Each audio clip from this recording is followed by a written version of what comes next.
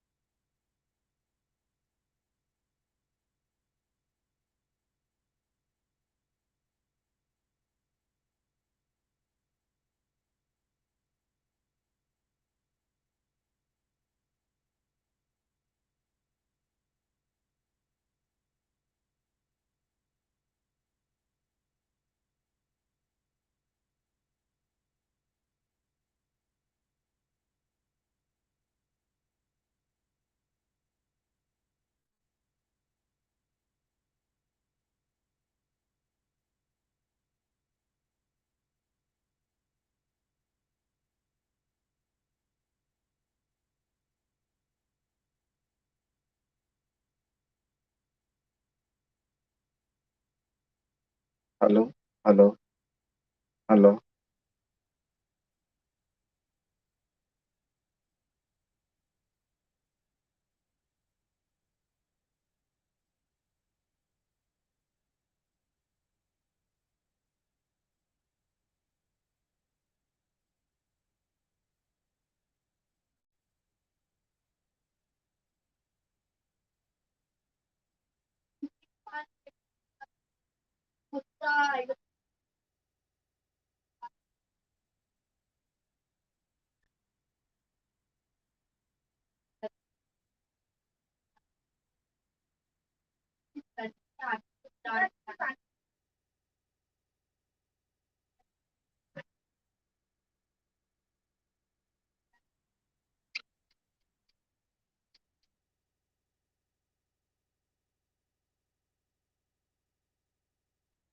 Hello.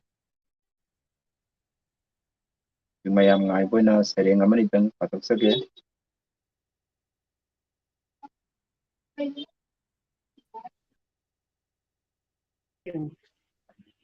Oh, madam. Sound adum tai ko madam. Sound ta bro. Tai tai tai tai. Oh, sound imakon nungai reng. Hello. Makon fajana dum tai ba. Oh, pare pare. Yam nungai jare.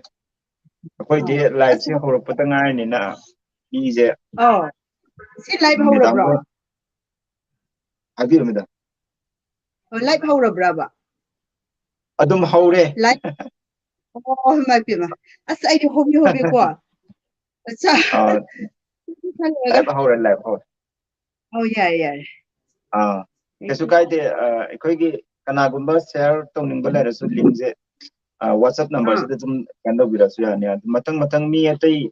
akoi di live se YouTube ta tha bane ba ko. Oh. Facebook ta di share to dri da Facebook su to bu di to ke. Yeah. Ah. Aisa yaogi na di khan ba ko. Oh hoi. Tanja si tum ba sum ta bu sida. Hoi madam gi yar kesu kai de. Adum madam gi hujik biodata adagi isagi kano kogi tinbire ba viewers singa haibining ba kitang madam gi maram da kitang madam isagi maram da kitang haibiramo aduga madam gi asigi oina madam ga akhanana najaba haitare thokpa ngasigi kano sida kogi kano singsi yaudabani ado madam isagi kano kitang takpiraga sareng amane dang kudon tabiraknaba hakata Hoi. dabi Ai ming se Rita Thoksom. Ai pokpham de se kwa kathel thangna jam lekai de gini ai pokpham di ko adugo ai pokpa popi bai pa gi mingna Thoksom ibobi adugo ai popi bi ma gi mingna akham ningol jasumati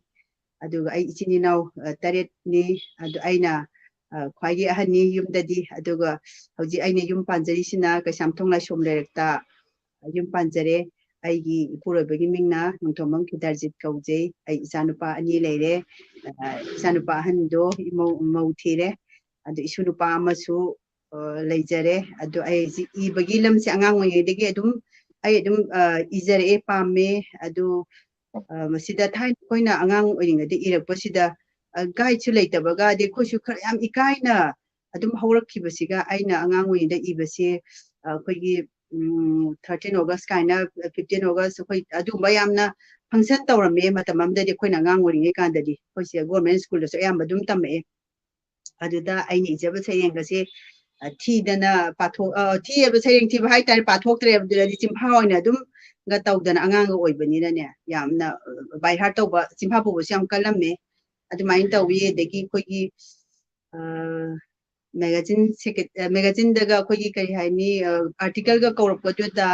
ai class 8 da wari macha ma hape 9 da su adumain tawdana hape magazine da hapakpa de college tamakpa da di amukhang aina angkhak hawki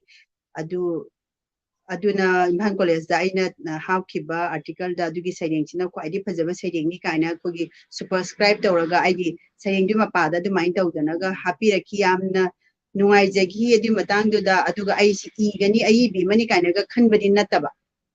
adu maina dum tawye aduga sum ibadi pambani dum iraga dum laigiba adu maina tawye aduga ai lairi ama phongjagare aigi 2000 की December da ima gi lekol da haina aigi lai ama phongjare sering sama gi lai ama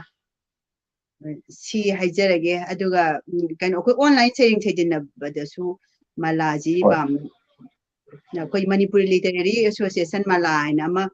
tawdana ꯍꯣꯏ adugi oza Biren Khuman pu oina oza sina amonda call tawraga aigi Facebook ki sering chingji ubadagi ozana pambiru ba haiga da moina maina nungsibidana malasida yaw haina aibu tapirakpa da aina sibu kamai tawba janu moina khale adubu yaw khre matamduda aigi mana aigi khangnajabi manabi malayam monang them kana mosu jiri dagi ni oza osu lai khalaga aina mai tawdana yawgi aduda ai khoi online sharing changdamna ba ma moi tawba tha kudingi tawba da aisina November thagida ningol haiba thim sida ai winner ga moi mai tawna oi birege bibane na tawdana adugi adudaga sum mai poksaki adegi aina ijaba lairik imagi lekol da hariba sering lairik sida hogi korirol gi ayibi singi pausana pham haina adugi lupsina su kai khumne bidana sering lairik sida mana ama bijare ai bibidana ai idumaina hangjare si haijarage adu sering papa mute laire ꯑꯩꯈꯣꯏꯒꯤ ꯁꯣꯝ ꯅꯥꯀꯟꯗ ꯂꯦꯡꯁꯤꯟꯕꯤꯔꯤꯕ ꯏꯆꯦꯁꯤꯅ ꯑꯩꯈꯣꯏ ꯍꯩꯔꯣꯛꯇꯒꯤꯅꯤ ꯃꯃꯤꯡꯅ ꯃꯣꯏꯔꯥꯡꯊꯦꯝ ꯃꯂꯥ ꯃꯥꯁꯨ ꯑꯩꯈꯣꯏꯒꯤ ꯅꯤꯡꯉꯣꯜ ꯈꯨꯠ ꯋꯥꯡꯖꯤꯡꯒꯤ member ꯑꯃꯅꯤ ꯑꯗꯨꯅ ꯅꯤꯡꯉꯣꯜ ꯈꯨꯠ ꯋꯥꯡꯖꯤꯡꯒꯤ ꯌꯥꯝꯅ ꯑꯩꯈꯣꯏꯒꯤ ꯊꯋꯥꯏ ꯍꯛꯆꯥꯡ ꯌꯥꯎꯅ ꯆꯦꯜꯂꯤꯕ ꯑꯗꯨꯒꯨꯝꯕ ꯏꯆꯦꯅꯤ ꯌꯥꯝꯅ ꯑꯩꯈꯣꯏꯒꯤ ꯃꯁꯥꯒꯤ ꯁꯩꯔꯦꯡ ꯂꯥꯏꯔꯤꯛ ꯑꯌꯥꯝꯕ ꯌꯥꯝ ꯀꯟꯅ ꯐꯣꯡꯗ꯭ꯔꯒꯁꯨ ꯑꯩꯈꯣꯏꯒꯤ ꯏꯕꯒꯤ ꯂꯝꯕꯤꯁꯤꯗ ꯃꯔꯨꯑꯣꯏꯅ ꯏꯁꯩꯁꯨ ꯌꯥꯝꯅ ꯍꯩꯕ ꯑꯗꯣ ꯏꯆꯦ ꯃꯂꯥꯒꯤ ꯃꯥꯏꯀ꯭ꯔꯣꯐꯣꯟꯗꯣ ꯑꯩꯈꯣꯏꯒꯤ ꯃꯥꯏꯀ꯭ꯔꯣꯐꯣꯟꯗꯣ ꯑꯣꯟ ꯑꯃꯨꯛꯇꯪ ꯇꯧꯕꯤꯌꯣ ꯃꯥꯏꯀ꯭ꯔꯣꯐꯣꯟ ꯌꯦꯛꯏꯗꯣ ꯑꯁꯨꯃꯥꯏꯅ ꯇꯛ ꯂꯥꯎꯅ ꯅꯝꯕꯤꯌꯣ ꯌꯥꯔꯦ ꯑꯗꯨ ꯑꯗꯨꯃꯥꯏꯅ ꯀꯩꯅꯣ ꯇꯧꯕꯤꯔꯣ ꯑꯗꯨ ꯑꯩꯈꯣꯏꯒꯤ ꯑꯍꯥꯟꯕ ꯀꯩꯅꯣꯁꯤꯗꯤ ꯐꯥꯔꯁ ꯔꯥꯎꯟꯁꯤꯗꯤ ꯑꯩꯈꯣꯏꯒꯤ ꯂꯦꯡꯁꯤꯟꯕꯤꯔꯤꯕ ꯃꯦꯗꯥꯝ ꯑꯩꯈꯣꯏꯒꯤ ꯏꯆꯦ ꯔꯤꯇꯥꯗꯒꯤ ꯁꯩꯔꯦꯡ 3 ꯈꯛꯇꯪ ꯍꯥꯟꯅ ꯈꯨꯗꯣꯜ ꯇꯝꯕꯤꯅꯕ ꯑꯩꯈꯣꯏꯒꯤ ꯗꯤꯁꯀꯣꯚꯔꯤ ꯀꯪꯂꯩꯄꯥꯛꯀꯤ ꯃꯥꯏꯀꯩꯗꯒꯤ ꯅꯣꯔꯨꯛꯆꯠ ꯊꯥꯒꯠꯆꯔꯤ ꯑꯩꯒꯤ ꯁꯩꯔꯦꯡꯁꯦ ꯑꯩꯒꯤ ꯄꯨꯡꯖꯈ꯭ꯔꯕ ꯂꯥꯏꯔꯤꯛ ꯏꯃꯥꯒꯤ ꯂꯩꯀꯣꯜꯗ ꯍꯥꯏꯔꯤꯕ ꯂꯥꯏꯔꯤꯛꯁꯤꯒꯤ ꯇꯥꯏꯇꯜꯁꯨ ꯑꯣꯏꯔꯤꯕ ꯃꯤꯡꯊꯣꯜ ꯁꯩꯔꯦꯡ ꯑꯣꯏꯔꯤꯕ ꯁꯩꯔꯦꯡꯁꯤ ꯑꯩ ꯃꯌꯥꯝꯗ ꯈꯨꯗꯣꯜ ꯇꯝꯖꯒꯦ ꯇꯥꯕꯤꯔꯤꯕ ꯄꯨꯝꯅꯃꯛꯅ ꯍꯔꯥꯎ ꯇꯌꯥꯝꯅ ꯇꯥꯕꯤꯌꯨ ꯍꯥꯏꯖꯔꯤ ꯑꯩꯒꯤ ꯑꯍꯥꯟꯕ ꯁꯩꯔꯦꯡꯒꯤ ꯃꯃꯤꯡ ꯏꯃꯥꯒꯤ ꯂꯩꯀꯣꯜꯗ ꯑꯩꯒꯤ ꯏꯃꯥꯗꯤ ꯅꯣꯡꯃꯇ ꯌꯥꯍꯧ ꯊꯦꯡꯈꯤꯗꯦ ꯅꯣꯡꯃꯇꯁꯨ ꯉꯟꯅ ꯇꯨꯝꯈꯤꯗꯦ ꯑꯩꯒꯤ ꯏꯃꯥꯗꯤ ꯅꯣꯡꯃꯇ ꯌꯥꯍꯧ ꯊꯦꯡꯈꯤꯗꯦ ꯅꯣꯡꯃꯇꯁꯨ ꯉꯟꯅ ꯇꯨꯝꯈꯤꯗꯦ ꯆꯦꯟꯅ ꯆꯠꯈꯤ ꯆꯦꯟꯅ ꯍꯜꯂꯛꯈꯤ ꯃꯤꯋꯥ ꯃꯩꯁꯥꯇ ꯂꯥꯡꯈꯤ ꯅꯣꯡꯃꯇꯁꯨ ꯃꯊꯧ ꯂꯦꯞꯈꯤꯗꯦ ꯑꯌꯨꯛ ꯅꯨꯡꯊꯤꯜ ꯅꯨꯃꯤꯗꯥꯡ ꯏꯃꯥꯒꯤꯗꯤ ꯊꯕꯛ ꯉꯥꯛꯇꯅꯤ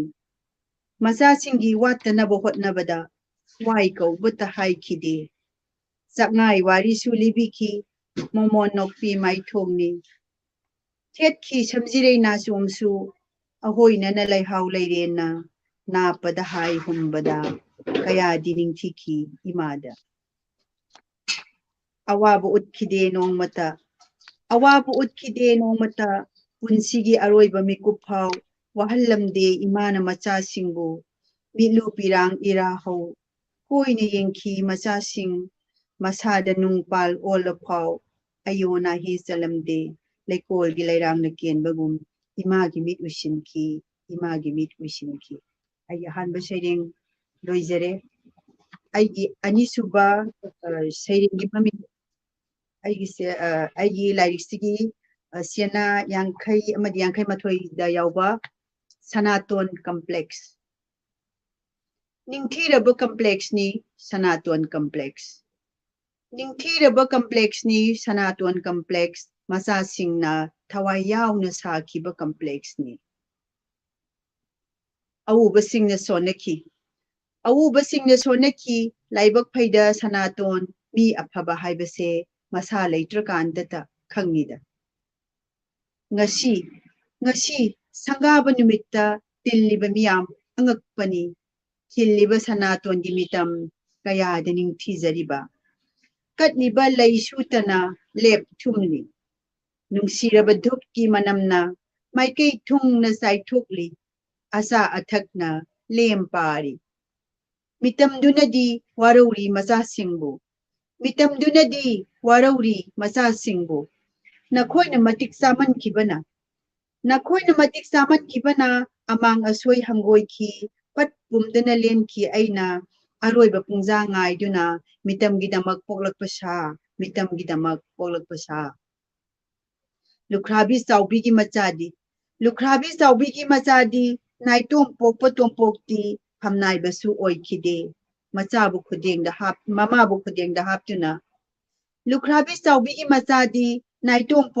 pokti phamnai basu oikide mama bu khudeng da hap tuna nungsine iru sadengbi masamana hatokpi matu sit nana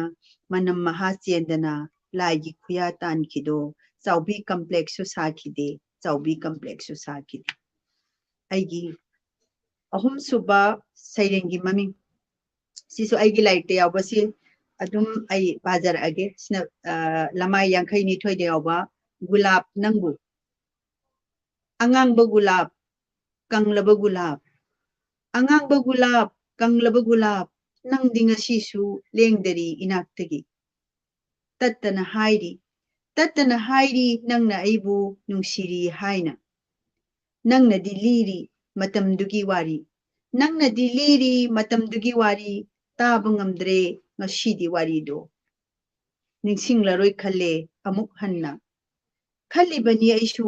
hundoklage nangbu khalibani aishu hundoklage nangbu aibu uraga ahing khuding nangna kaplibase yengingdre amuk khalibani aishu hundoklage nangbu aibu uraga ahing khuding nangna kaplibase yengjaningdre amuk loishillage wari se nangi aigi magi aigi aikoi ahumgi ai matang sida aigi ahum suba sere loisinjare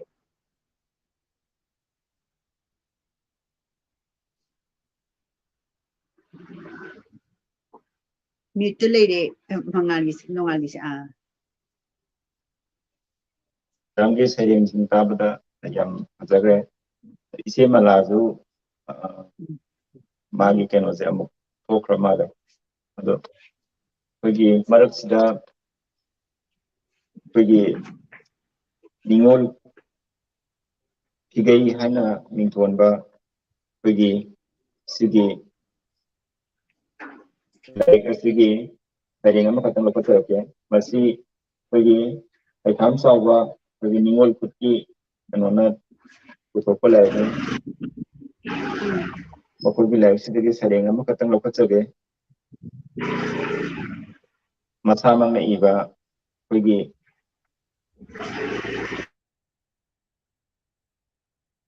ekam sawa kogi kanona madam ekam sawa na iba sairing ama khatang lokotake sairing mamingna aina oiramlaba aina mai oiramlaba maisak kaya taptana igani fattabasingda mairidagi maital onduna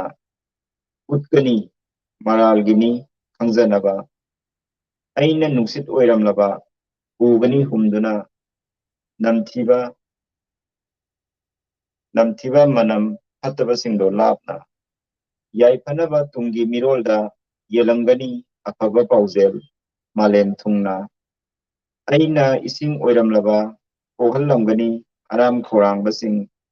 ꯆꯥꯝꯊꯣꯛꯀꯅꯤ ꯑꯃꯣꯠꯄ ꯈꯤꯕꯤꯛꯁꯨ ꯂꯩꯇꯅꯕ ꯂꯩꯅꯥ ꯀꯌꯥ ꯇꯥꯛꯄꯤꯒꯅꯤ ꯑꯩꯒꯤ ꯏꯆꯦꯜꯒꯤ ꯋꯥꯍꯟꯊꯣꯛ ꯑꯩꯅ ꯂꯩ ꯑꯣꯏꯔꯝꯂꯕ ꯎꯠꯀꯅꯤ ꯐꯖꯕ ꯃꯥꯏꯊꯣꯡ ꯑꯣꯏꯃꯤꯟꯅꯁꯤ ꯍꯥꯏꯅ ꯄꯤꯒꯅꯤ ꯅꯨꯡꯁꯤꯕ ꯂꯩꯅꯝ ꯀꯌꯥꯁꯨ ꯊꯣꯠꯅ ꯃꯦꯡꯅ ꯍꯤꯡꯃꯤꯟꯅꯁꯤ ꯇꯥꯛꯅꯕ ꯑꯩꯅ ꯅꯨꯡ ꯑꯣꯏꯔꯝꯂꯕ ꯁꯥꯍꯟꯒꯅꯤ ꯆꯦꯛꯁꯟꯅ ꯂꯦꯡꯐꯗ꯭ꯔꯕ ꯌꯨꯝ ꯀꯌꯥ ꯁꯤꯟꯅꯅꯕ ꯈꯨꯕꯝꯒꯨꯝ ꯃꯤꯔꯣꯜ ꯀꯌꯥꯗ ꯑꯀꯤꯕ ꯂꯩꯇ ꯄꯣꯊꯥꯔꯛꯎ ꯍꯥꯏꯅ ꯑꯩꯅ ꯃꯍꯧꯁꯥ ꯑꯣꯏꯔꯝꯂꯕ ꯇꯥꯛꯀꯅꯤ ꯃꯥꯡꯍꯟꯒꯅꯨ ꯈꯨꯁꯦꯝꯅ ꯆꯤꯡ ꯄꯥꯠ ꯇꯨꯔꯦꯜ ꯍꯧꯔꯤꯕ ꯈꯤꯕꯤꯛ ꯀꯥꯏꯗꯅꯕ ꯑꯍꯤꯡ ꯑꯁꯥꯒꯤ ꯍꯜ ꯑꯩꯅ ꯇꯥꯏꯕꯪ ꯁꯦꯝꯕ ꯃꯄꯨ ꯑꯣꯏꯔꯝꯂꯕ ꯂꯥꯎꯔꯝꯒꯅꯤ ꯏꯆꯤꯜ ꯄꯦꯟꯅ ꯑꯆꯨꯝꯕ ꯇꯧ ꯑꯐꯕ ꯄꯤꯒꯦ ꯃꯃꯜ ꯌꯥꯝꯕꯅꯤ ꯃꯤꯅꯨꯡꯁꯤꯗꯤ ꯏꯪꯅ ꯍꯤꯡꯒꯦ ꯈꯜꯂꯨ ꯃꯤꯀꯨꯞ ꯈꯨꯗꯤꯡꯗ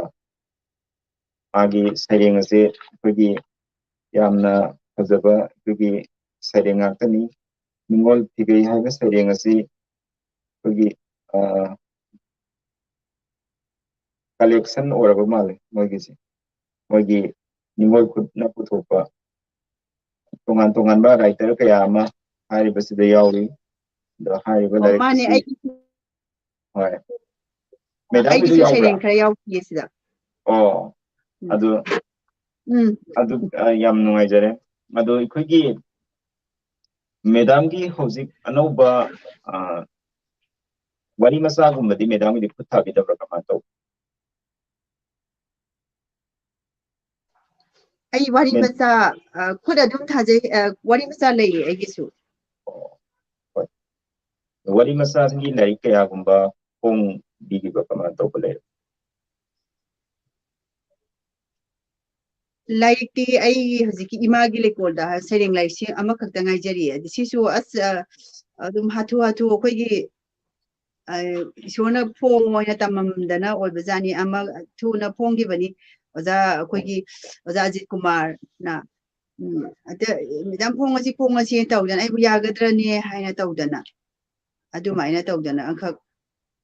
ꯐꯣꯡꯈꯤꯕꯅꯤ ꯑꯗꯨ ꯐꯣꯡꯈ꯭ꯔꯕꯅꯤꯅ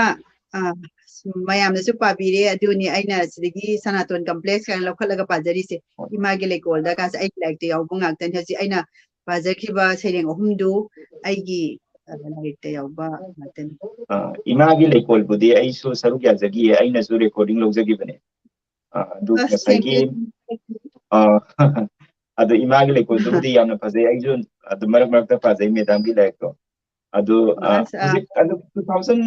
2022ꯒꯤ ꯍꯟꯗꯛꯀꯤ ꯆꯍꯤꯁꯤꯒꯤ ꯑꯣꯏꯅ ꯑꯅꯧꯕ ꯄ꯭ꯔꯣꯖꯦꯛꯠꯁꯤꯡ ꯄꯥꯏꯈꯠꯄꯤꯕ ꯂꯩꯕ꯭ꯔꯥ ꯀꯔꯝꯕ ꯂꯥꯏꯔꯤꯛꯁꯤꯡ ꯐꯣꯡꯕꯤꯒꯗꯕ ꯂꯩꯔꯤꯕ꯭ꯔꯥ ꯑꯩꯈꯣꯏꯒꯤ ꯚ꯭ꯌꯨꯋꯔꯁꯤꯡꯗ ꯍꯥꯏꯐꯦꯠꯇꯪ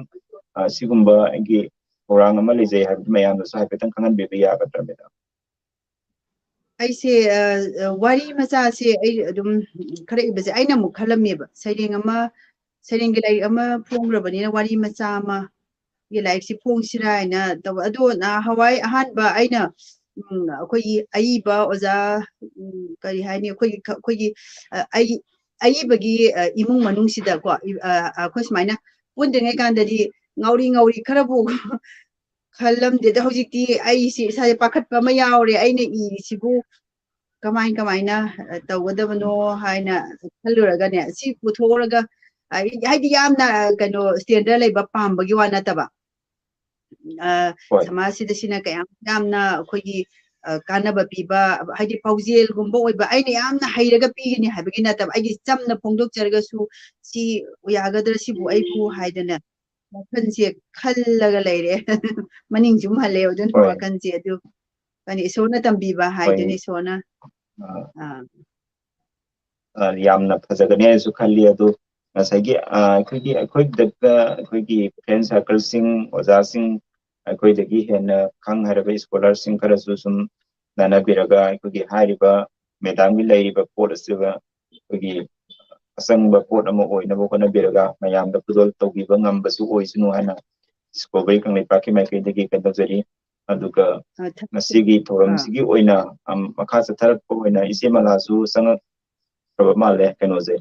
ꯑꯗꯣ ꯑꯩꯈꯣꯏꯒꯤ ꯃꯦꯗꯥꯝꯒꯤ ꯑꯇꯩ ꯁꯩꯔꯦꯡ ꯈꯨꯗꯣꯜ ꯇꯝꯕꯤꯅꯤꯡꯕ ꯂꯩꯔꯒꯗꯤ ꯑꯗꯨꯝ ꯃꯈꯥ ꯆꯠꯊꯕꯤꯅꯕ ꯍꯣꯏ ꯑꯗꯨꯝ ꯐꯖꯕ ꯐꯖꯗꯕ ꯑꯩ ꯑꯗꯨꯝ ꯄꯥꯖꯕ ꯌꯥꯏ ꯑꯩꯒꯤ ꯁꯩꯔꯦꯡ ꯑꯃ ꯈꯨꯗꯣꯜ ꯇꯝꯖꯒꯦ ꯌꯥꯔꯕ꯭ꯔꯥ ꯑꯗꯨꯗꯤ ꯌꯥꯏ ꯌꯥꯏ ꯑꯗꯨꯝ ꯃꯈꯥ ꯆꯠꯊꯕꯤ ꯑꯩꯒꯤ ꯃꯊꯪꯒꯤ ꯁꯩꯔꯦꯡ ꯑꯩꯒ ꯏꯆꯦꯒ ꯏꯆꯦ ꯁꯣꯁꯤꯌꯦꯜ ꯋꯥꯔꯀꯔꯅꯤ ꯑꯩꯅ ꯃꯥꯒꯤ ꯈꯧꯕꯨꯅꯥꯏꯅꯤ ꯏꯆꯦꯒꯤ ꯃꯊꯧ ꯌꯥꯝꯃꯤ ꯏꯆꯦꯅ ꯌꯥꯎꯗꯕ ꯂꯨꯞ ꯂꯩꯇꯦ ꯏꯆꯦ ꯁꯣꯁꯤꯌꯦꯜ ꯋꯥꯔꯀꯔꯅꯤ ꯑꯩꯅ ꯃꯥꯒꯤ ꯈꯧꯕꯨꯅꯥꯏꯅꯤ ꯏꯆꯦꯒꯤ ꯃꯊꯧ ꯌꯥꯝꯃꯤ ꯏꯆꯦꯅ ꯌꯥꯎꯗꯕ ꯂꯨꯞ ꯂꯩꯇꯦ ꯂꯨꯞ ꯈꯨꯗꯤꯡꯒꯤ ꯐꯝ ꯄꯥꯏ ꯐꯝ ꯍꯦꯛꯇ ꯊꯤꯟꯗꯣꯔꯛꯏ ꯏꯆꯦꯗ ꯏꯆꯦꯅ ꯄꯩꯁꯥ ꯆꯥꯎꯅ ꯆꯥꯎꯅ ꯍꯥꯞꯄꯤ ꯏꯆꯦꯅ ꯌꯥꯎꯕ ꯊꯧꯔꯝꯁꯤꯡ ꯐꯣꯇꯣ ꯐꯖ ꯐꯖꯅ ꯅꯝꯕꯤ ꯑꯩꯅ ꯏꯆꯦꯒꯤ ꯐꯦꯁꯕꯨꯛꯇ ꯊꯥꯒꯠꯄꯤ ꯏꯆꯦꯅ ꯍꯔꯥꯎꯅ ꯅꯣꯛꯆꯩ ꯏꯆꯦ ꯁꯔꯀꯥꯔꯒꯤ ꯊꯕꯛ ꯇꯧꯏ ꯏꯆꯦ ꯁꯔꯀꯥꯔꯒꯤ ꯊꯕꯛ ꯇꯧꯏ ꯑꯩꯗꯤ ꯁꯔꯀꯥꯔꯒꯤ ꯊꯕꯛ ꯇꯧꯗꯦ ꯁꯨꯔꯒ ꯆꯥꯕ ꯃꯤꯅꯤ ꯏꯆꯦ ꯏꯪꯂꯤꯁꯇ ꯋꯥꯔꯣꯜ ꯏꯕ ꯍꯩꯇꯦ ꯑꯩꯉꯣꯟꯗꯇ ꯏꯍꯜꯂꯤ ꯍꯤꯟꯗꯤꯗ ꯋꯥꯔꯤ ꯑꯃꯠꯇ ꯁꯥꯕ ꯉꯝꯗꯦ ꯌꯦꯇꯣ ꯋꯣꯇꯣꯗ ꯄꯨꯡꯈꯥꯏ ꯑꯃ ꯆꯪꯏ ꯃꯔꯣꯜ ꯂꯣꯟꯕ ꯃꯤ ꯊꯦꯡꯅꯔꯕꯗꯤ ꯏꯆꯦꯅ ꯑꯩꯕꯨ ꯍꯦꯛꯇ ꯀꯧꯔꯛꯏ ꯃꯤꯅ ꯏꯆꯦꯕꯨ ꯌꯥꯝꯅ ꯊꯥꯒꯠꯂꯤ ꯂꯥꯏꯔꯤꯛ ꯍꯩ ꯃꯇꯤꯛ ꯆꯥꯏ ꯏꯆꯦꯅ ꯍꯦꯟꯅ ꯍꯦꯟꯅ ꯍꯔꯥꯎꯖꯩ ꯅꯣꯡꯃ ꯅꯣꯡꯃꯒꯤ ꯀꯦꯕ ꯍꯦꯟꯒꯠꯂꯛꯏ ꯏꯆꯦ ꯃꯊꯣꯏ ꯀꯥꯔꯛꯏ ꯃꯥꯒꯤ ꯆꯤꯔꯕ ꯇꯥꯟꯐꯝꯗꯗꯤ ꯃꯃꯤꯠ ꯑꯅꯤꯗꯣ ꯇꯊꯛ ꯇꯊꯛ ꯑꯩꯒꯤ ꯃꯥꯏꯀꯩꯇꯅꯤ ꯌꯦꯡꯂꯛꯂꯤꯕ ꯅꯨꯡꯁꯤꯈ꯭ꯔꯕ ꯑꯩꯒꯤ ꯏꯆꯦꯅꯤ ꯑꯩꯒꯤ ꯁꯩꯔꯦꯡ ꯑꯩꯒ ꯏꯆꯦꯒ ꯁꯤꯃ ꯂꯣꯏꯖꯔꯦ ꯑꯩꯒꯤ ꯁꯩꯔꯦꯡꯁꯦ ꯑꯃꯈꯛꯇꯪꯒ ꯈꯨꯗꯣꯜ ꯇꯝꯖꯒꯦ ꯁꯤꯅ ꯍꯧꯖꯤꯛꯀꯤꯗꯨꯅ ꯑꯩꯒꯤ ꯂꯥꯏꯔꯤꯛꯇ ꯌꯥꯎꯕ ꯅꯠꯇꯦ ꯑꯩꯅ ꯍꯣꯏ ꯃꯃꯥꯡ ꯆꯍꯤꯗ ꯏꯖꯈꯤꯕ ꯁꯩꯔꯦꯡꯅꯤ ꯖꯤꯔꯤ ꯂꯝꯕꯤꯁꯦ ꯌꯥꯝ ꯅꯨꯡꯉꯥꯏꯇꯦꯅ ꯑꯩꯅ ꯃꯇꯝ ꯑꯃꯗꯤ ꯍꯣꯏ ꯏꯈꯤꯕ ꯁꯩꯔꯦꯡꯒꯤꯁꯤ ꯑꯩꯅ ꯑꯩꯒꯤ ꯐꯣꯡꯖꯈ꯭ꯔꯕ ꯂꯥꯏꯔꯤꯛꯁꯤꯗ ꯍꯥꯞꯆꯈꯤꯕꯅꯤ ꯄꯦꯖ 64 65ꯗ ꯑꯩꯒꯤ ꯁꯩꯔꯦꯡꯗꯤ ꯑꯇꯦꯟꯕ ꯉꯥꯛꯇꯅꯦ ꯑꯗꯣ ꯁꯤꯗꯤ ꯍꯣꯏ ꯄꯦꯖ ꯑꯃꯒ ꯈꯤꯇꯪ ꯍꯦꯜꯂꯞ ꯀꯜꯂꯦ ꯑꯩ ꯃꯌꯥꯝꯗ ꯁꯤꯃ ꯈꯨꯗꯣꯜ ꯇꯝꯖꯒꯦ ꯖꯤꯔꯤ ꯂꯝꯕꯤ ꯍꯣꯏ ꯂꯩꯈꯣꯝ ꯂꯩꯅꯥꯡ ꯊꯣꯛꯅ ꯅꯠꯇ꯭ꯔꯒ ꯎꯐꯨꯜ ꯋꯥꯏꯐꯨꯜ ꯍꯧꯅ ꯂꯩꯈꯣꯝ ꯂꯩꯅꯥꯡ ꯊꯣꯛꯅ ꯅꯠꯇ꯭ꯔꯒ ꯎꯐꯨꯜ ꯋꯥꯏꯐꯨꯜ ꯍꯧꯅ ꯊꯦꯛꯅ ꯈꯣꯏꯅ ꯅꯦꯁꯅꯦꯜ ꯍꯥꯏꯋꯦ 38ꯇ ꯀꯤꯂꯣꯃꯤꯇꯔ 200 ꯁꯥꯡꯅ ꯆꯠꯂꯤꯕ ꯀꯨꯝ ꯄꯨꯔꯕ ꯖꯤꯔꯤ ꯂꯝꯕꯤ ꯄꯨꯛꯆꯥꯛ ꯄꯨꯗꯨꯅ ꯆꯠꯂꯤꯕ ꯂꯨꯝꯂꯕ ꯒꯥꯔꯤ ꯀꯌꯥꯅ ꯄꯨꯛꯆꯥꯛ ꯄꯨꯗꯨꯅ ꯆꯠꯂꯤꯕ ꯂꯨꯝꯂꯕ ꯒꯥꯔꯤ ꯀꯌꯥꯅ ꯌꯣꯍꯥꯔ ꯍꯥꯕꯒꯨꯝ ꯊꯧꯔꯤ ꯇꯠꯂꯕ ꯃꯀꯨ ꯊꯣꯡ ꯏꯔꯪ ꯊꯣꯡꯅ ꯀꯅꯥ ꯂꯩꯖꯗꯕꯒꯨꯝ ꯊꯃꯣꯏ ꯁꯣꯛꯅ ꯇꯦꯡꯊꯥꯔꯤ ꯅꯪꯒꯨꯝꯅ ꯂꯥꯏꯕꯛ ꯊꯤꯔꯕ ꯂꯝꯕꯤ ꯅꯪꯒꯨꯝꯅ ꯂꯥꯏꯕꯛ ꯊꯤꯔꯕ ꯂꯝꯕꯤ ꯂꯩꯔꯤꯗꯔꯥ ꯃꯐꯝ ꯑꯇꯩꯗ ꯅꯪꯒꯤ ꯊꯧꯗꯥꯡꯗꯤ ꯆꯥꯎꯈ꯭ꯔꯦ ꯅꯪꯕꯨ ꯃꯤꯔꯥꯏꯕꯤꯕꯁꯨ ꯌꯥꯝꯈ꯭ꯔꯦ ꯅꯪꯒꯤ ꯊꯧꯗꯥꯡꯗꯤ ꯆꯥꯎꯈ꯭ꯔꯦ ꯅꯪꯕꯨ ꯃꯤꯔꯥꯏꯕꯤꯕꯁꯨ ꯌꯥꯝꯈ꯭ꯔꯦ ꯀꯅꯥꯅ ꯅꯪꯕꯨ ꯅꯨꯡꯁꯤꯕꯤꯔꯤꯕꯒꯦꯅꯦ ꯅꯪꯇꯕꯨ ꯅꯩꯍꯠꯂꯒ ꯄꯦꯟꯕꯒꯨꯝꯈ꯭ꯔꯦ ꯅꯪꯒꯤ ꯂꯩꯉꯥꯛ ꯃꯄꯨꯁꯤꯡ ꯀꯔꯝꯕ ꯂꯩꯔꯩꯄꯥꯛꯀꯤ ꯏꯟꯖꯤꯅꯤꯌꯔꯅ ꯀꯔꯝꯕ ꯂꯩꯔꯩꯄꯥꯛꯀꯤ ꯏꯟꯖꯤꯅꯤꯌꯔꯅ ꯅꯪꯕꯨ ꯁꯦꯝꯕ ꯂꯥꯛꯀꯅꯤ ꯑꯩꯈꯣꯏ ꯂꯝꯒꯤ ꯏꯟꯖꯤꯅꯤꯌꯔꯗꯤ ꯅꯪꯕꯨ ꯁꯦꯝꯕ ꯉꯝꯗꯔꯦ ꯅꯪꯕꯨ ꯑꯁꯨꯝ ꯂꯦꯜꯂꯒꯗ꯭ꯔꯥ ꯋꯥꯖꯩ ꯑꯩꯗꯤ ꯅꯪꯒꯤꯗꯃꯛ ꯀꯗꯥꯏꯗ ꯆꯠꯈ꯭ꯔꯦ ꯅꯈꯣꯏꯒꯤ ꯋꯥꯁꯛ ꯀꯗꯥꯏꯗ ꯆꯠꯈ꯭ꯔꯦ ꯅꯈꯣꯏꯒꯤ ꯋꯥꯁꯛ ꯄꯦꯜꯂꯣ ꯄꯦꯜꯂꯣꯀꯣ ꯅꯈꯣꯏ ꯍꯦ ꯖꯤꯔꯤꯒꯤ ꯂꯝꯕꯤꯒꯤ ꯂꯃꯟ ꯇꯣꯜꯂꯕ ꯁꯥ ꯄꯦꯜꯂꯣ ꯄꯦꯜꯂꯣꯀꯣ ꯅꯈꯣꯏ ꯍꯦ ꯖꯤꯔꯤ ꯂꯝꯕꯤꯒꯤ ꯂꯃꯟ ꯇꯣꯜꯂꯕ ꯁꯥ ꯁꯛꯂꯒꯅꯨ ꯑꯃꯨꯛ ꯑꯅꯧꯕ ꯋꯥꯁꯛ ꯑꯩ ꯃꯇꯥꯡꯁꯤꯗ ꯑꯩꯒꯤ ꯁꯩꯔꯦꯡꯁꯤ ꯂꯣꯏꯖꯔꯦ ꯍꯣꯏ ꯁꯤꯃꯂꯥꯁꯨ ꯑꯃꯨꯛ ꯂꯦꯡꯁꯤꯜꯂꯛꯑꯦ ꯑꯃꯂꯥꯁꯨ ꯂꯦꯡꯁꯤꯟꯕꯤꯔꯛꯑꯦ ꯁꯤꯃꯂꯥ ꯂꯦꯡꯁꯤꯟꯕꯤꯔꯛꯑꯦ ꯌꯥꯝ ꯅꯨꯡꯉꯥꯏꯔꯦ ꯑꯗꯨꯗꯤ ꯃꯇꯥꯡ ꯆꯥꯅ ꯂꯦꯡꯁꯤꯟꯕꯤꯔꯛꯑꯦ ꯑꯩꯈꯣꯏ ꯏꯆꯦꯃꯂꯥ ꯆꯪꯉꯛꯇ꯭ꯔꯦꯅ ꯋꯥꯔꯧꯔꯨꯔꯣꯏ ꯑꯗꯨꯗꯤ ꯑꯩꯈꯣꯏꯒꯤ ꯏꯆꯦꯃꯂꯥꯗꯒꯤ ꯃꯊꯪꯁꯤꯗꯤ ꯏꯆꯦꯃꯂꯥꯗꯒꯤ ꯁꯩꯔꯦꯡ ꯑꯃꯅꯤꯇꯪ ꯈꯨꯗꯣꯜ ꯇꯝꯕꯤꯌꯨ ꯍꯥꯏꯅ ꯑꯩꯈꯣꯏ ꯍꯥꯏꯖꯒꯦ ꯔꯦꯗꯤꯗ ꯑꯗꯨꯝ ꯂꯩꯕꯤꯔꯕꯅꯤꯅ ꯑꯗꯨꯝ ꯍꯧꯕꯤꯔꯣ ꯌꯥꯔꯦ ꯑꯩꯈꯣꯏ ꯃꯥꯏꯀ꯭ꯔꯣꯐꯣꯟꯁꯤ ꯑꯣꯐ ꯇꯧꯖꯒꯦ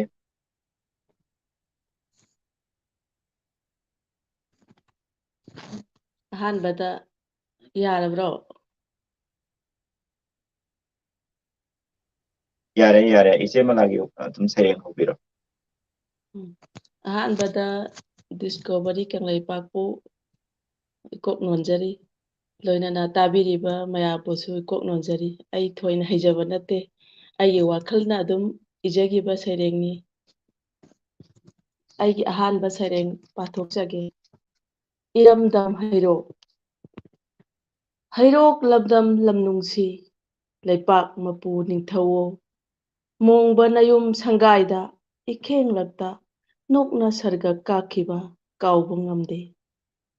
ꯇꯣꯃꯥꯜ ꯃꯈꯣꯡ ꯂꯩꯀꯣꯟꯗ ꯁꯥꯠꯈꯤ ꯂꯩꯔꯥꯡ ꯔꯦꯕꯤꯀꯥ ꯅꯣꯡꯉꯥꯜꯂꯛꯄꯗ ꯀꯦꯜꯂꯝꯈꯤ ꯑꯃꯨ ꯂꯧꯀꯣꯟ ꯂꯧꯌꯥꯏꯗ ꯁꯝꯕꯜ ꯆꯨꯛꯁꯥ ꯃꯔꯛꯇ ꯌꯥꯎꯁꯪ ꯃꯔꯤꯅꯤ ꯆꯟꯕꯗ ꯈꯪꯍꯧꯗ ꯃꯤꯀꯨꯞ ꯑꯃꯗ ꯍꯩꯔꯥꯡ ꯂꯩꯔꯥꯡ ꯄꯔꯦꯡꯅꯔꯤꯉꯩ ꯂꯩꯅꯥ ꯆꯣꯏꯅ ꯀꯦꯟꯈꯤꯕ ꯍꯩꯔꯥꯡ ꯇꯦꯛꯅ ꯀꯦꯟꯈꯤꯕ ꯀꯥꯎꯕ ꯉꯝꯗꯦ ꯑꯩꯈꯣꯏ ꯅꯤꯡꯁꯤꯡꯂꯤ ꯏꯃꯥꯒꯤ ꯁꯛꯇꯝꯗꯣ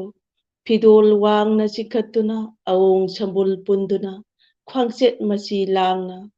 ꯊꯧꯅꯥ ꯐꯅ ꯆꯠꯂꯝꯕ ꯀꯥꯎꯕ ꯉꯝꯗꯦ ꯅꯆꯥꯅ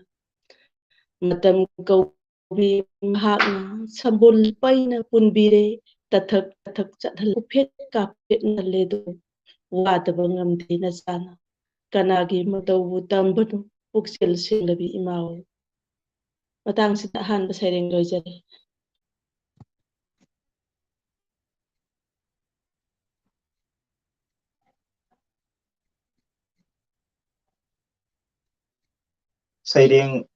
ꯁꯩꯔꯦꯡ ꯑꯍꯨꯝ ꯈꯨꯗꯣꯜ ꯇꯝꯕꯤꯔꯝꯃꯣꯏꯁꯤ ꯃꯈꯥ ꯁꯩꯔꯦꯡ ꯑꯍꯨꯝꯒꯨꯝꯕ ꯑꯅꯤꯁꯨꯕ ꯑꯩꯒꯤ ꯁꯩꯔꯦꯡꯗ ꯐꯧꯅꯥꯒꯤ ꯏꯊꯛ ꯍꯧꯍꯜꯂꯁꯤ ꯅꯨꯡꯁꯤꯔꯕ ꯄꯥꯔꯤ ꯏꯃꯣꯝꯁꯥ ꯆꯔꯥ ꯆꯥꯛꯁꯨ ꯊꯣꯡꯗꯔꯤ ꯄꯨꯟꯁꯤꯒꯤ ꯃꯊꯦꯜꯁꯨ ꯂꯥꯡꯗꯔꯤ ꯑꯔꯩꯕ ꯈꯔꯗꯣ ꯆꯥꯊꯣꯛꯂꯨ ꯈꯥꯔꯤ ꯂꯕꯨꯛ ꯄꯥꯡꯂꯁꯤ ꯁꯃꯨ ꯅꯝꯅ ꯊꯣꯡꯕ ꯉꯕꯣꯡ ꯂꯦꯡꯍꯨꯟꯗꯣ ꯂꯧꯊꯣꯛꯂꯣ ꯐꯩꯖꯣꯝ ꯅꯤꯡꯒ꯭ꯔꯤ ꯇꯥꯈꯠꯂꯣ ꯂꯥꯡꯒꯣꯜ ꯌꯨꯠꯂꯝ ꯐꯥꯠꯂꯨꯔꯣ ꯀꯨꯝꯒꯤ ꯃꯍꯩ ꯃꯔꯣꯡ ꯊꯥꯔꯁꯤ ꯐꯧꯅꯥꯒꯤ ꯏꯊꯛ ꯍꯧꯍꯜꯂꯁꯤ ꯆꯥꯎꯔ ꯁꯥꯔꯛ ꯐꯥꯅꯕ ꯄꯟꯊꯧ ꯌꯥꯊꯪ ꯉꯥꯛꯅꯕ ꯄꯂꯦꯝꯒꯤ ꯑꯋꯥ ꯇꯨꯡꯏꯜꯂꯣ ꯄꯩꯖꯤꯡ ꯐꯤꯔꯥꯟ ꯄꯥꯏꯅꯅꯕ ꯏꯄꯥ ꯂꯥꯏꯕꯨ ꯅꯤꯡꯖꯔꯣ ꯏꯃꯥ ꯂꯥꯏꯕꯨ ꯁꯣꯟꯖꯔꯣ ꯉꯝꯒꯦ ꯍꯩꯒꯦ ꯈꯟꯖꯔꯣ ꯄꯨꯛꯅꯤꯡ ꯑꯅꯤ ꯂꯣꯛꯐꯗꯦ ꯅꯪꯒꯤ ꯍꯥꯏꯕ ꯀꯥꯎꯒꯅꯨ ꯅꯨꯡꯁꯤꯔꯕ ꯄꯥꯔꯤ ꯏꯃꯣꯝꯁꯥ ꯅꯃꯤꯠ ꯄꯥꯡꯂꯣ ꯅꯃꯤꯠ ꯁꯤꯡꯂꯣ ꯊꯥꯒꯤ ꯂꯩꯕꯥꯛ ꯀꯥꯡꯉꯝꯂꯣ ꯃꯥꯂꯦꯝꯁꯦ ꯅꯈꯨꯕꯥꯛꯇ ꯂꯩꯔꯕꯅꯤ ꯍꯩꯅ ꯁꯤꯡꯅ ꯌꯦꯡꯉꯨꯀꯣ ꯃꯇꯥꯡꯁꯤꯗ ꯑꯅꯤꯁꯨꯕ ꯁꯩꯔꯦꯡ ꯂꯣꯏꯖꯔꯦ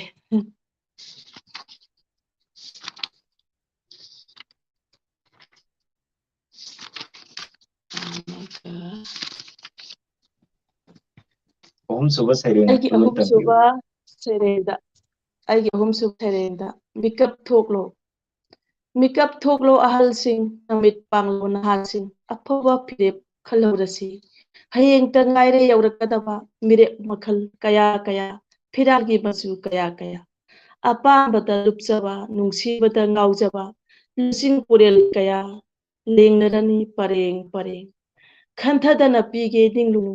ꯈꯜꯂꯨꯒꯅꯨ ꯅꯤꯒꯦ ꯃꯤꯔꯦꯞꯇꯒꯤ ꯈꯟꯈꯤꯔꯣꯏ ꯀꯩꯗꯧꯅꯨꯡꯗ ꯑꯔꯦꯝꯕꯅꯤ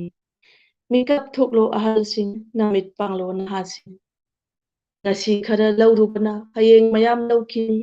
ꯀꯔꯤ ꯌꯦꯡꯂꯤ ꯑꯍꯜꯁꯤꯡ ꯀꯔꯤ ꯈꯜꯂꯤ ꯅꯍꯥꯁꯤꯡ ꯇꯨꯝꯗꯅ ꯃꯪꯂꯒꯅꯨ ꯄꯔꯤꯡꯗ ꯁꯦꯝꯕꯥꯡ ꯇꯣꯡꯕꯗꯣ ꯊꯣꯛꯂꯁꯤ ꯂꯦꯞꯂꯁꯤ ꯍꯩꯔꯁꯤ ꯏꯔꯥꯛꯅꯗꯅꯕ ꯍꯩꯅ ꯁꯤꯡꯅ ꯈꯜꯂꯁꯤ ꯑꯩꯈꯣꯏꯒꯤ ꯂꯨꯆꯤꯡꯕ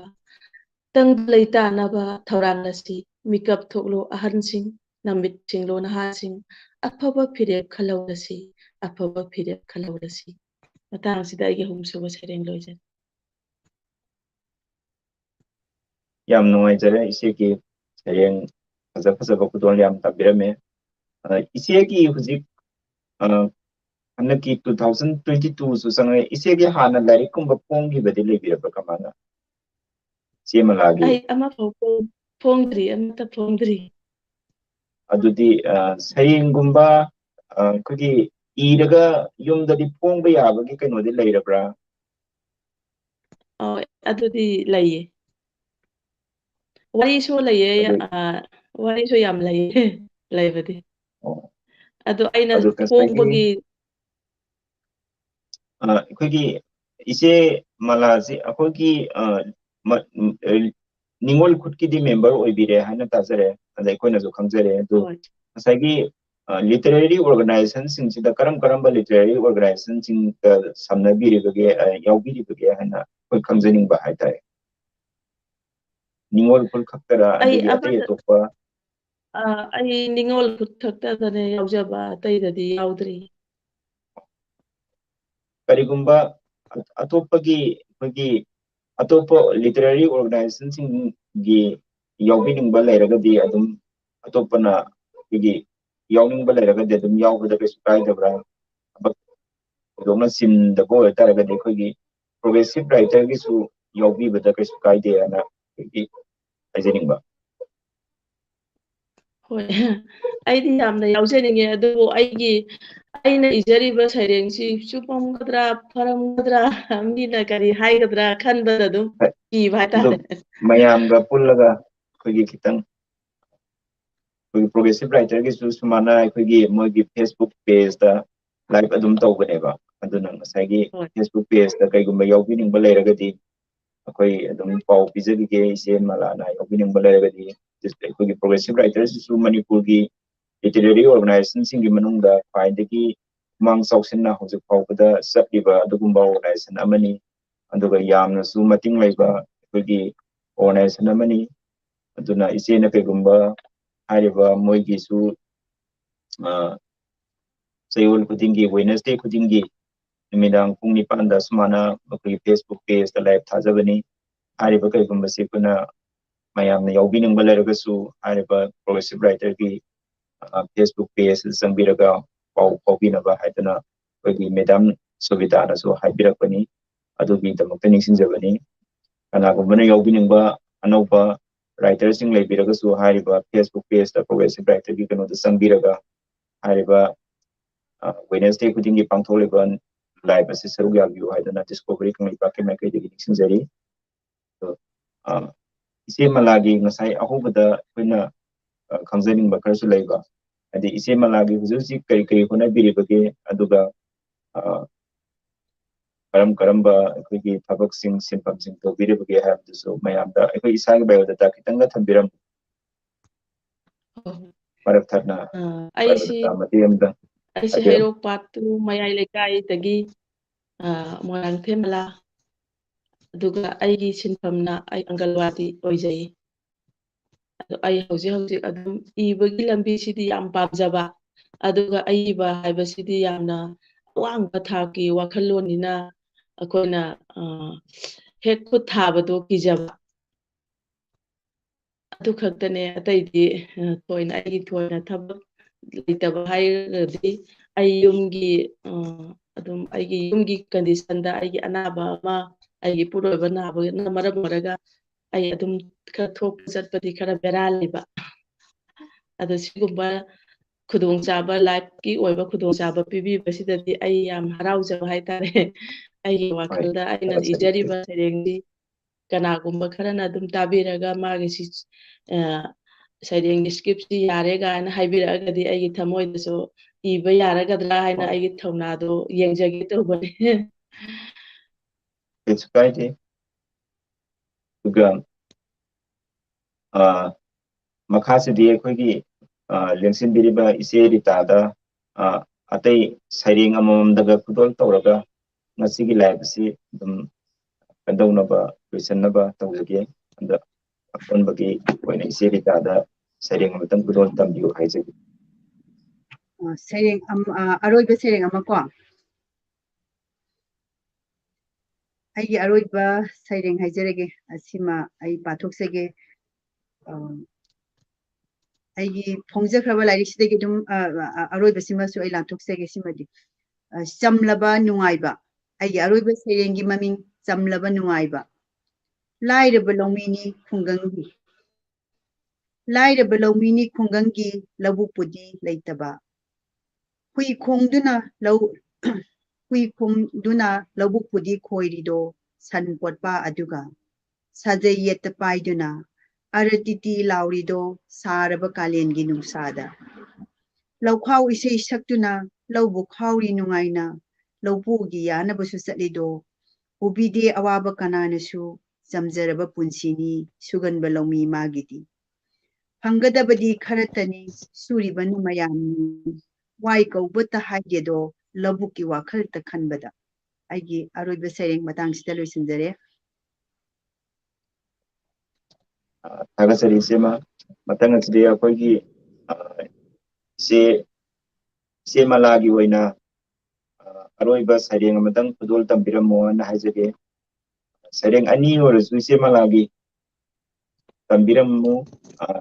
ꯑꯏꯕ ꯂꯩꯕꯤꯔꯒꯗꯤ ꯑꯗꯨꯝ ꯀꯩꯁꯨ ꯀꯥꯏꯗꯦ ꯑꯗꯨꯒ ꯉꯁꯤꯒꯤ ꯂꯥꯏꯚꯁꯤ ꯂꯣꯏꯁꯤꯟꯖꯅꯕ ꯇꯥꯟꯖꯥꯗꯨ ꯂꯧꯖꯒꯦ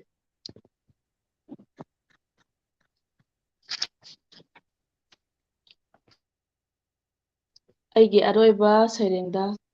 ꯂꯥꯟꯊꯣꯛꯆꯔꯤ ꯅꯨꯄꯤꯗꯤ ꯏꯃꯥꯅꯤ ꯅꯨꯄꯤ ꯍꯥꯏꯕꯁꯤ ꯏꯃꯥꯅꯤ ꯁꯥꯌꯣꯜ ꯉꯝꯕꯤ ꯅꯨꯄꯤꯅꯤ ꯁꯛꯇꯤ ꯂꯩꯕꯤꯅꯤ ꯏꯃꯥꯗꯤ ꯂꯥꯛꯂꯤ ꯉꯁꯤ ꯃꯥꯂꯦꯝꯒꯤ ꯅꯨꯄꯤꯒꯤ ꯅꯨꯃꯤꯠ ꯂꯥꯏꯔꯦꯝꯕꯤꯅꯤ ꯃꯍꯥꯛꯇꯤ ꯄꯂꯦꯝ ꯄꯟꯊꯧ ꯆꯩꯔꯥꯛꯈꯣꯜꯗ ꯅꯤꯡꯉꯣꯜ ꯑꯣꯏꯅ ꯁꯥꯌꯣꯟꯕꯤ ꯃꯄꯨꯔꯣꯏꯕꯒꯤ ꯃꯤꯠꯌꯦꯡ ꯊꯥꯗ ꯅꯨꯄꯤ ꯑꯣꯏꯅ ꯂꯥꯡꯑꯣꯟꯕꯤ ꯇꯦꯜꯂ ꯃꯇꯝ ꯈꯔꯗ ꯃꯧ ꯑꯣꯏꯅ ꯁꯥꯌꯣꯟꯕꯤ ꯁꯛꯇꯤꯒꯤ ꯍꯧꯔꯛꯐꯝꯅꯤ ꯑꯣꯏꯔꯔꯦ ꯉꯁꯤꯗꯤ ꯃꯃꯥ ꯑꯣꯏꯅ ꯄꯨꯊꯣꯛꯂꯦ ꯁꯛꯇꯤ ꯃꯈꯜ ꯀꯌꯥ ꯍꯤꯡꯍꯜꯂꯤ ꯑꯩꯈꯣꯏ ꯃꯌꯥꯝꯕꯨ ꯇꯝꯕꯤꯔꯤ ꯅꯨꯡꯁꯤꯕ ꯃꯍꯥꯛꯅ ꯈꯪꯍꯜꯂꯤ ꯑꯄꯥꯝꯕ ꯃꯍꯥꯛꯇꯅ ꯌꯧꯔꯛꯂꯤ ꯃꯅꯦꯝ ꯑꯣꯏꯅ ꯑꯃꯨꯛ ꯆꯤꯀꯣꯜ ꯅꯥꯀꯣꯜ ꯌꯥꯊꯪ ꯁꯔꯨꯛ ꯌꯥꯅ ꯅꯨꯡꯁꯤꯗ꯭ꯔꯥ ꯃꯕꯨꯛ ꯑꯣꯏꯅ ꯁꯥꯌꯣꯜꯂꯕꯁꯦ ꯍꯪꯂꯤ ꯋꯥꯍꯪ ꯆꯥꯃ ꯆꯥꯃ ꯑꯣꯏꯔꯅꯤꯗꯣ ꯃꯕꯦꯜ ꯑꯣꯏꯅ ꯃꯆꯥ ꯃꯁꯨ ꯃꯃꯧꯒꯤ ꯊꯧꯖꯥꯜꯇꯕꯨ ꯃꯥꯏꯀꯩ ꯂꯥꯛ ꯂꯥꯛꯇꯨꯅ ꯌꯦꯡꯂꯒꯅꯤ ꯑꯗꯨꯉꯩ ꯒꯦ ꯒꯦ ꯂꯥꯎꯅ ꯐꯖꯔꯝꯕ ꯅꯤꯡꯉꯣꯜ ꯄꯨꯟꯁꯤꯕꯨ ꯃꯤꯇꯥꯅꯔꯤꯗꯣ ꯑꯃꯨꯕ ꯁꯝꯂꯥꯡꯅ ꯉꯧꯔꯛꯂꯕꯗ ꯀꯕ꯭ꯂꯥꯛ ꯀꯨꯔꯨ ꯀꯥꯔꯛꯂꯕꯗ ꯌꯣꯡꯒꯤ ꯁꯛꯇꯝ ꯃꯥꯜꯂꯕꯗ ꯉꯥꯏꯔꯤ ꯉꯁꯤꯁꯨ ꯅꯨꯄꯤꯒꯤ ꯅꯨꯃꯤꯠ ꯂꯥꯛꯂꯕꯗ ꯁꯣꯟꯊꯕ ꯂꯩꯇꯦ ꯏꯃꯥꯗꯤ ꯅꯨꯄꯤꯗꯤ ꯏꯃꯥꯅꯤ ꯁꯛꯇꯤꯒꯤ ꯃꯕꯦꯝꯃꯅꯤ ꯂꯥꯏꯔꯦꯝꯕꯤꯅꯤ ꯑꯃꯒ ꯆꯠꯊꯤꯌꯣ ꯍꯥꯏꯔꯣ ꯏꯆꯦꯒꯤ ꯑꯅꯤ ꯑꯃꯇꯪꯒ ꯊꯤꯕꯤꯔꯝꯃꯣ ꯑꯗꯨꯒ ꯂꯥꯏꯚꯁꯤ ꯂꯣꯏꯁꯤꯟꯅꯕ ꯇꯧꯖꯔꯒꯦ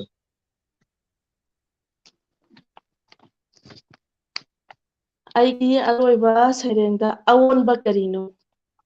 ꯋꯥꯛꯀꯤ ꯂꯟꯕꯥꯎ ꯆꯦꯟꯈꯤꯗ꯭ꯔꯦ ꯑꯉꯟꯕ ꯑꯌꯨꯛꯀꯤ ꯃꯇꯝꯗꯣ ꯑꯣꯏꯈ꯭ꯔꯦ ꯃꯅꯤ ꯃꯃꯧꯒꯤ ꯂꯟꯕꯥꯎ ꯆꯦꯔꯣꯏ ꯇꯦꯇꯨꯒꯤ ꯁꯩꯍꯦꯛ ꯇꯥꯈꯤꯗ꯭ꯔꯦ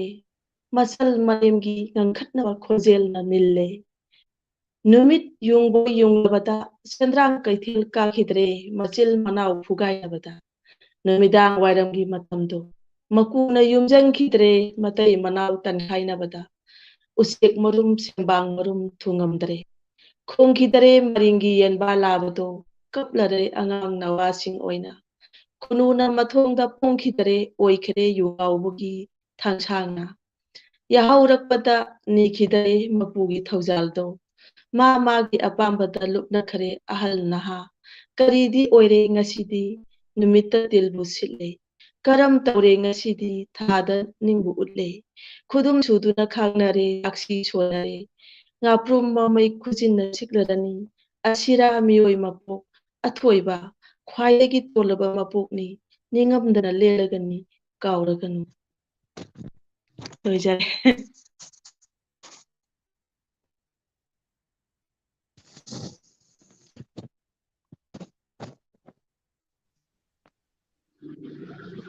ꯅꯣꯡꯉꯥꯜꯒꯤꯁꯤ ꯃꯤꯠ ꯑꯟꯃꯤꯠ ꯑꯝꯇ ꯇꯧꯊꯣꯛꯄꯤꯌꯣ ꯑꯩꯈꯣꯏꯒꯤ ꯑꯅꯧꯕ ꯔꯥꯏꯇꯔꯁꯤꯡ ꯂꯩꯕꯤꯔꯒꯗꯤ ꯑꯩꯈꯣꯏꯒꯤ ꯏꯆꯦ ꯉꯁꯤꯒꯤ ꯂꯦꯡꯁꯤꯟꯕꯤ ꯏꯆꯦ ꯔꯤꯇꯥ ꯏꯆꯦꯃꯂꯥ ꯍꯣꯏꯅ ꯑꯩꯈꯣꯏꯒꯤ ꯗꯤꯁꯀꯣꯚꯔꯤ ꯀꯪꯂꯩꯄꯥꯛ ꯍꯥꯏꯕ ꯎꯔꯤꯔꯣꯜꯒꯤꯗꯃꯛꯇ ꯑꯃꯗꯤ ꯑꯥꯔꯠ ꯑꯦꯟ ꯀꯜꯆꯔꯒꯤꯗꯃꯛꯇ ꯑꯣꯏꯅ ꯂꯤꯡꯈꯠ ꯍꯥꯡꯖꯔꯤꯕ ꯆꯦꯅꯦꯜ ꯑꯁꯤꯕꯨ ꯄꯨꯛꯅꯤꯡ ꯊꯧꯒꯠꯄꯤꯕ ꯑꯣꯏꯅ ꯑꯇꯣꯞꯄꯁꯤꯡꯕꯨ ꯁꯔꯨꯛ ꯌꯥꯍꯟꯕꯤꯗꯨꯅ ꯍꯥꯏꯔꯤꯕꯁꯤꯡꯁꯦ ꯑꯩꯈꯣꯏꯒꯤ ꯄ꯭ꯂꯦꯠꯐꯣꯝ ꯑꯃ ꯑꯏꯕꯁꯤꯡꯁꯤꯒꯤ ꯇꯉꯥꯏ ꯐꯗꯅ ꯑꯩꯈꯣꯏꯒꯤ ꯑꯅꯧꯕꯁꯤꯡ ꯁꯛ ꯇꯥꯛꯆꯅꯕ ꯑꯃꯗꯤ ꯑꯔꯤꯕꯁꯤꯡꯗꯒꯤ ꯑꯩꯈꯣꯏꯅ ꯒ꯭ꯌꯥꯟ ꯂꯧꯁꯤꯡ ꯑꯩꯈꯣꯏꯒꯤ ꯋꯥꯈꯜ ꯂꯧꯁꯤꯡ ꯃꯣꯏꯗꯒꯤ ꯂꯧꯖꯅꯕ ꯑꯗꯨꯃꯥꯏꯅ ꯃꯌꯥꯝꯒꯤꯗꯃꯛꯇ ꯍꯥꯡꯗꯣꯛꯆꯕ ꯆꯦꯅꯦꯜꯅꯤ ꯁꯤꯗ ꯑꯩꯈꯣꯏꯒꯤ ꯇꯤꯟꯕꯤꯔꯤꯕ ꯑꯃ ꯑꯩꯈꯣꯏꯒꯤ ꯂꯦꯡꯁꯤꯟꯕꯤꯔꯤꯕ ꯑꯃꯗꯤ ꯉꯁꯤꯒꯤ ꯚꯤꯌꯨꯋꯔꯁꯤꯡꯅ ꯗꯤꯁꯀꯣꯚꯔꯤ ꯀꯪꯂꯩꯄꯥꯛ ꯍꯥꯏꯕ ꯆꯦꯅꯦꯜ ꯑꯁꯤꯕꯨ ꯃꯄꯨꯡ ꯐꯥꯅꯅꯕ ꯁꯕꯁꯀ꯭ꯔꯥꯏꯕ ꯇꯧꯕꯤꯔꯝꯃꯨ ꯑꯃꯗꯤ ꯍꯥꯏꯔꯤꯕ ꯆꯦꯅꯦꯜ ꯑꯁꯤꯕꯨ ꯌꯦꯡꯕꯤꯅꯕ ꯗꯤꯁꯀꯣꯚꯔꯤ ꯀꯪꯂꯩꯄꯥꯛꯀꯤ ꯃꯥꯏꯀꯩꯗꯒꯤ ꯑꯔꯣꯏꯕ ꯑꯣꯏꯅ ꯅꯣꯜꯂꯛꯆꯔꯤ ꯃꯁꯤꯒꯤ ꯑꯣꯏꯅꯗꯤ ꯃꯇꯥꯡ ꯑꯁꯤꯗ ꯃꯁꯤꯒꯤ ꯂꯥꯏꯕ ꯑꯁꯤ ꯂꯣꯏꯁꯤꯟꯖꯔꯒꯦ ꯍꯥꯏꯗꯅ ꯃꯌꯥꯝꯗꯒꯤ ꯑꯌꯥꯕ ꯂꯧꯖꯩ